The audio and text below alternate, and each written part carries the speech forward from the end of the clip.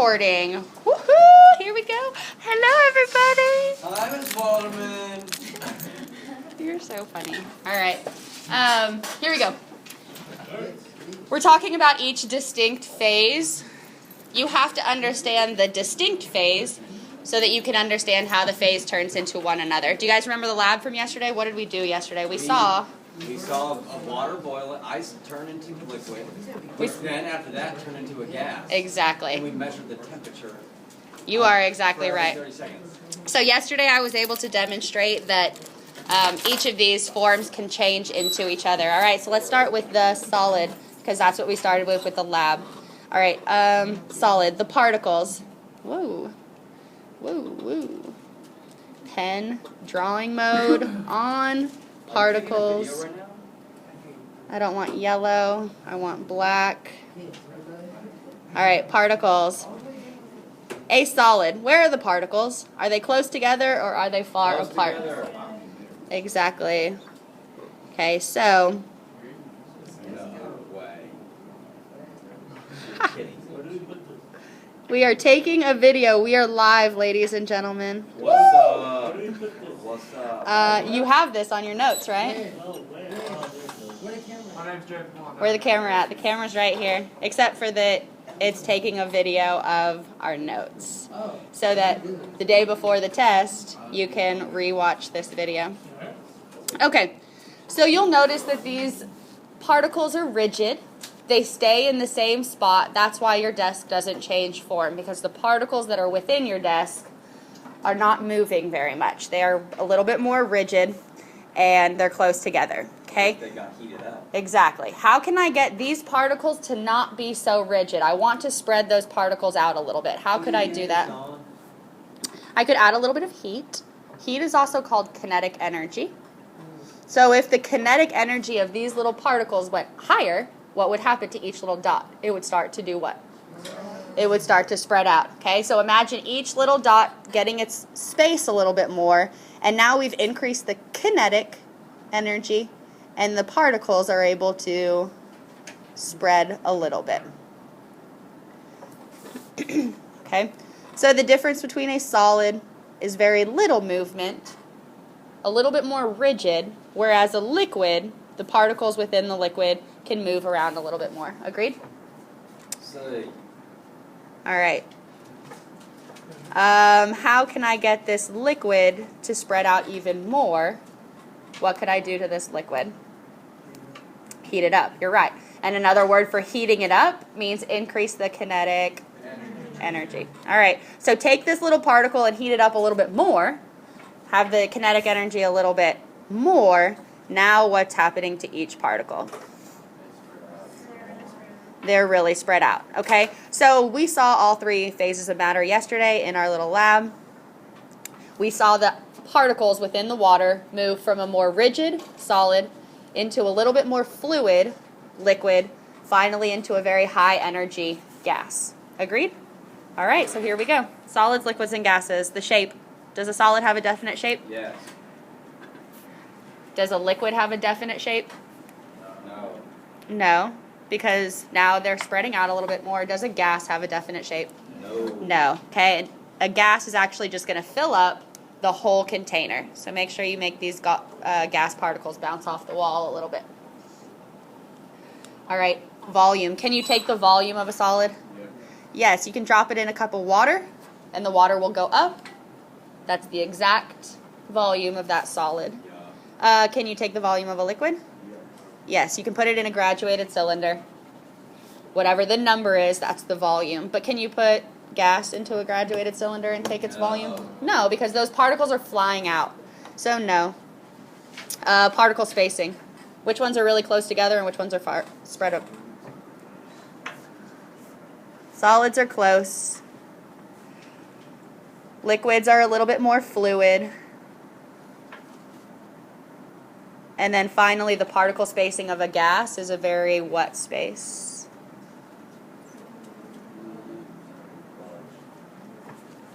Haha, this is awesome!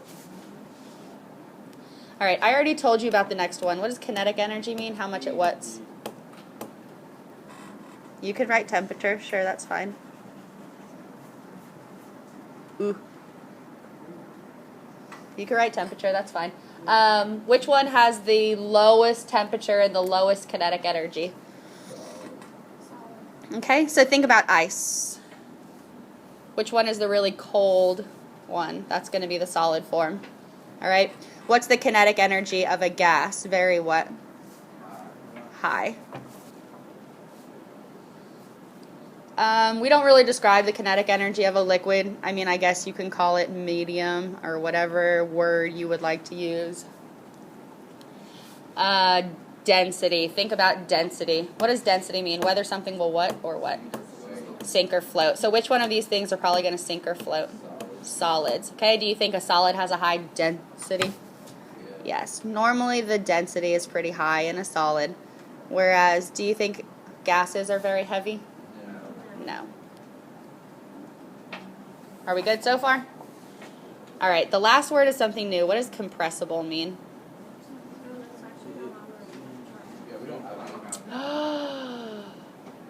Well, it's on your homework. Yeah, it's on your homework, so let's go ahead and just add it.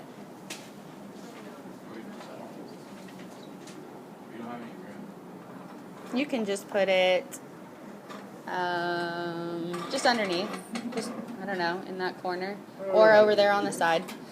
Can you squeeze a solid and change its form? Like your desk.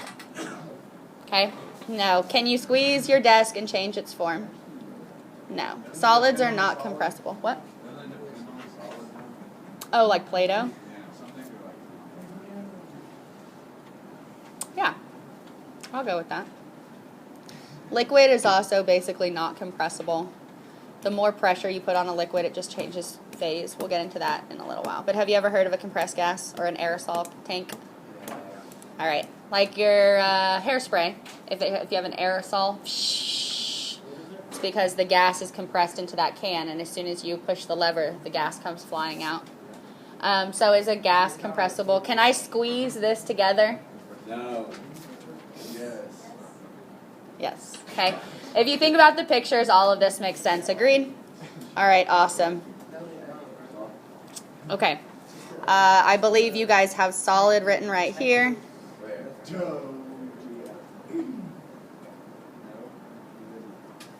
I believe you have a liquid right here. And I believe you have what? Gas. Gas right there. Okay. Yesterday, did we do a chemical reaction yesterday or just a physical reaction yesterday? Physical. It was the same molecule, just the molecule was either really close together and cold, or the molecule had a lot more energy, but it was still the same molecule, right? So all phase changes are what kind of changes? Physical. Physical. What? I don't know what that says. Perfect. Okay. And now in this situation, we're going to draw arrows of how to get one to turn into the other. And yes, a solid can turn straight into a gas. And a gas can turn into a liquid. Okay. But we're also going to get it going in the other direction, depending on whether you add heat or whether you take heat away. You can get a solid to freeze, or sorry, to melt. You could get a gas to freeze, and you could get a liquid to evaporate. So depending on what you're doing to the system, there's two different ways to change these phases. Agreed? All right. Quite simply. I told you the second semester is easier. Have y'all learned all this in middle school? Yeah? All right. All right. First of all, what is the term? Now you have to think specifically. What's the term when a liquid becomes a solid? What does it mean when a liquid becomes a solid? Yeah, he's right. Freezing. Okay, so in one direction we need to write this word freezing.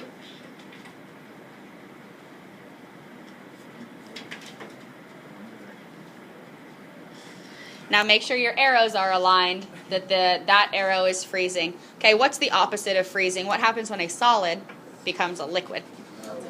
Absolutely.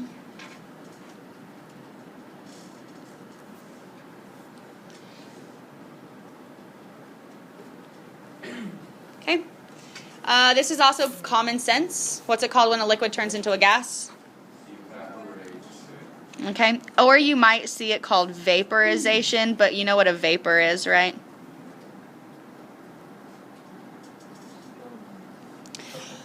This one's a little trickier. Have you ever seen a gas in the air turn into a liquid, maybe on the outside of your Coke? Perfect, okay? The gas that's in the air gets cold all of a sudden, which means those molecules aren't moving. All of a sudden they're cold right next to your soda, and what happens when gas gets cold? It turns into a liquid, okay? So a gas into a liquid is called condensation, and you guys see this happen all the time when the air hits a cold soda. Condensation. All right, these last two are probably new words to you, or maybe not, I don't know. All right, a solid that immediately turns into a gas. Have y'all ever seen or played with dry ice? Yes. Okay. Dry ice. Dry ice is a chunk of ice, and what do you see coming off of the chunk of ice? Gas. Okay. The ice is so cold, when you put it in the warm room, those freezing cold ice molecules instantly become gas molecules, which means the kinetic energy is a huge jump. It goes from a very rigid solid, and instantly they're able, to jump.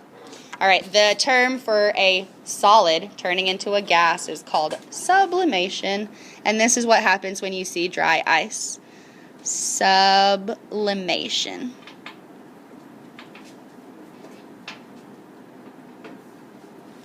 Sublimation, and that's dry ice.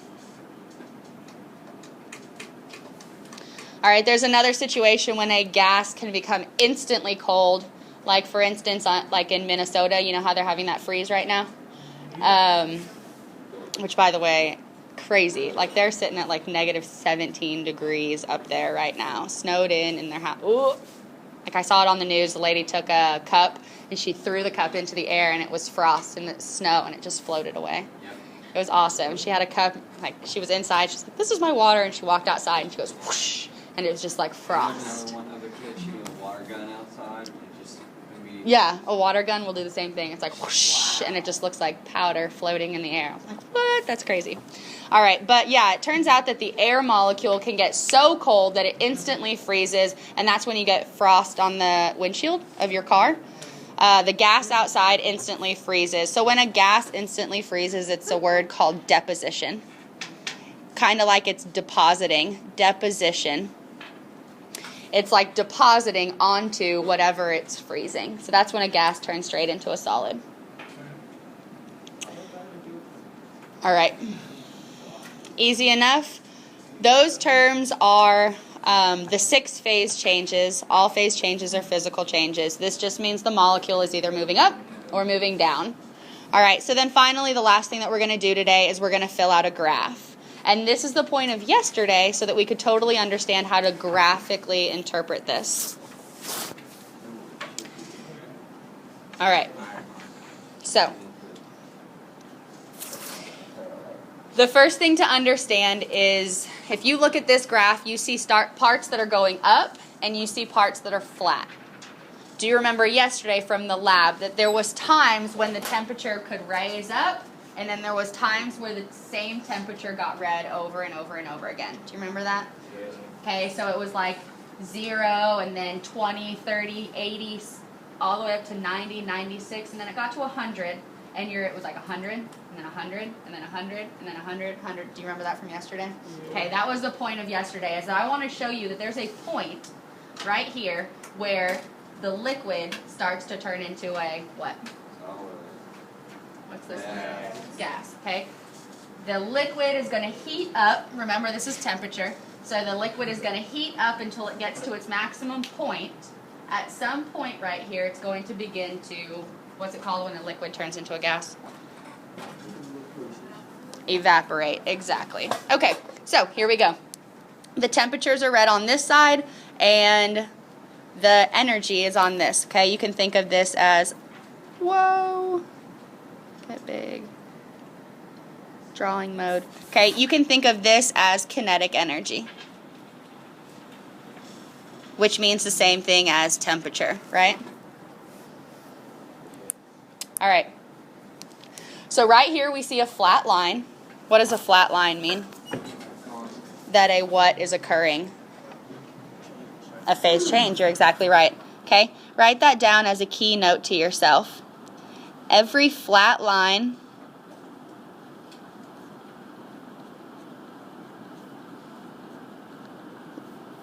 means something.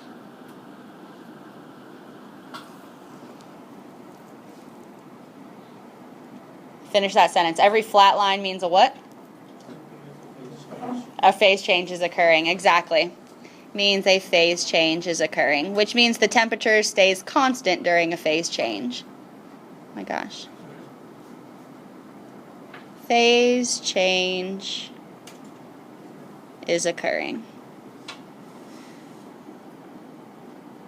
So the way that I think about that is, oh my gosh, this pen doesn't work very well. What does that word say? Okay, let me erase that real quick and try again. Technology, OCCURING.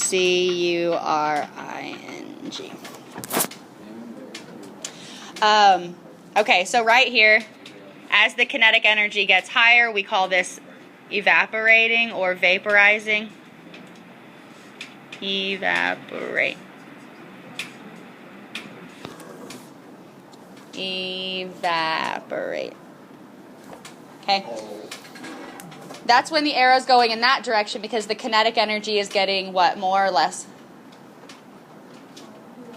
More. Okay, what if you go backwards? What if the kinetic energy of that gas is cooling down? Do you remember what that one's called? Condensation, right.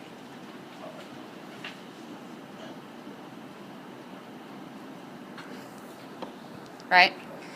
All right, now if a scientist does this experiment, let's say we have an unknown liquid like alcohol. We don't know when alcohol can freeze. For water, it's easy. This is 100 and this is 0 degrees. For water, it's easy, but if you have an unknown thing, then you're going to want to do this experiment and you're going to wait for your line to flatten out, and that's going to tell you what the melting point is, etc. Okay, so those flattening lines are an indicator that your phase change is happening. Okay, what about this down here? What's a solid going into a liquid called? Yeah, you're right. Okay, so remember, go to the arrow at the bottom because that means that the kinetic energy is getting higher. In that direction, it's called melting. What if a liquid freezes down, has less kinetic energy? What if a liquid freezes down? Oops, I just said the word. What is it? Perfect. All right, this is all pretty easy. So you might see a diagram like this. The key point is anytime it's flat, that means an ing word is happening, a verb is happening. Either it's evaporating or it's freezing or it's melting or it's condensing, depending on whether kinetic energy is increasing or decreasing. Do you agree? All right, awesome. I'm done. Peace.